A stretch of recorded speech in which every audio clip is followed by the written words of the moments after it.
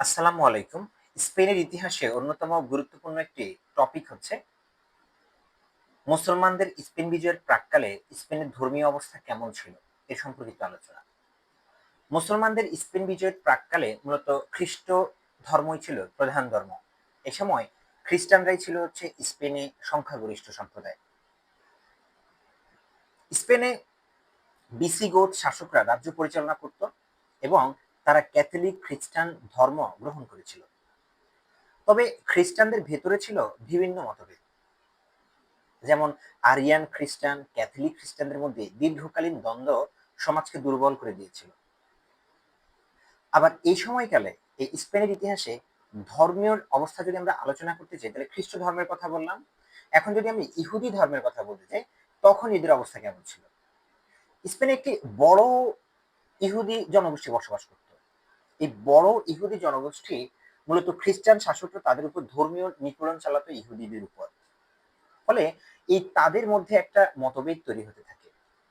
খ্রিস্টান শাসকরা তাদের উপর ধর্মীয় নিপীড়ন চালাতো, আবার অনেক সময় তাদের অধিকার হরণ করা হতো। নানা ধরনের বৈষম্য শিকার হতে হয়েছে এই খ্রিস্টান বা স্পেনীয় ইহুদিদের, মূলত খ্রিস্টানদের নিকট থেকে। ফলে তারা বিসিগত শাসকদের বিরুদ্ধে ক্ষুব্ধ হওয়াটাই স্বাভাবিক। ফলে তারা বিসিগত শাসকদের বিরুদ্ধে ক্ষুব্ধ হয়েছিল এবং মুসলিম বিজেতাদের স্বাগত জানিয়েছিল, কারণ তারা চাচ্ছে খ্রিস্টানদের থেকে তারা মুক্তি চাচ্ছে। তাহলে আমরা খ্রিস্টান ধর্মের কথা বললাম, ইহুদি ধর্মের কথা বললাম। এবার আসে হচ্ছে ধর্মীয় বৈষম্য ও অসহিষ্ণুতা কেমন ছিল। বিসিগত শাসকরা বিসিগত শাসকরা খ্রিস্টান হলেও তাদের নীতিতে অসহিষ্ণুতা ছিল একেবারে প্রবল। এ সময় যারা শাসকের মতবাদ বা মানত না, মানে শাসক যে মতবাদ বা যে ধর্ম বিশ্বাস চাপিয়ে দিত সেটা যারা মানত না, তাদের উপর কঠোর ব্যবস্থা নেওয়া হতো শাসক গোষ্ঠীর পক্ষ থেকে।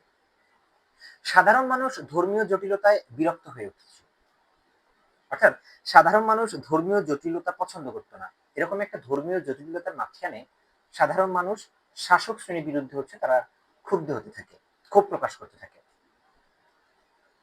আর এই ঘটনার ফলে একটা সামগ্রিক প্রভাব সৃষ্টি হয়, খ্রিস্টানদের অভ্যন্তরীণ বিভাজন ঘটে।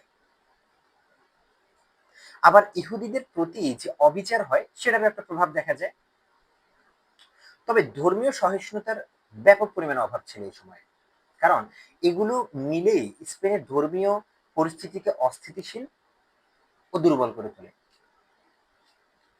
এ কারণেই মুসলমানদের বিজয়ের সময় অনেক খ্রিস্টান ও ইহুদি মুসলিম এই উমায়া বা অন্যান্য শাসকদেরকে এখানে স্বাগত জানিয়েছে, যেন তারা এই দীর্ঘদিনের শোষণ, বৈষম্য এবং ধর্মীয় যে কোন্দল সেটা থেকে মুক্তি পেতে পারে। তাহলে এই যে স্পেনের ইতিহাসে মূলত আমরা যদি সহজ কথায় বলি যে মুসলমানদের স্পেন বিজয়ের প্রাক্কালে স্পেন ছিল মূলত খ্রিস্টান অধ্যুষিত। এই খ্রিস্টান অধ্যুষিত হয়ে তারা আবার কি করতো? ইহুদিদের উপর অত্যাচার নির্যাতন করত। তাহলে ইহুদিদের উপর নির্যাতন ও ধর্মীয় অসহিষ্ণুতার কারণে সামাজিক ধর্মীয় অবস্থা ছিল একেবারে ভঙ্গুর। আর এই ভঙ্গুরতায় মুসলিম বিজয়কে সহজ করে তোলে। ফলে মুসলমানরা স্পেন বিজয় করে। তাহলে এই যে ধর্মীয় অবস্থার এতক্ষণ বিবরণ দিলাম, এটাই হচ্ছে স্পেন বিজয়ের প্রাক্কালে স্পেনের ধর্মীয় অবস্থা। প্রিয় শিক্ষার্থীবৃন্দ, ভিডিওটি দেখে যদি একটু ভালো লাগে একটা লাইক দাও, একটা কমেন্ট করো, চ্যানেলটি যদি সাবস্ক্রাইব করে না থাকে সাবস্ক্রাইব করে পাশে থাকো। ধন্যবাদ সবাইকে। আসসালামু আলাইকুম।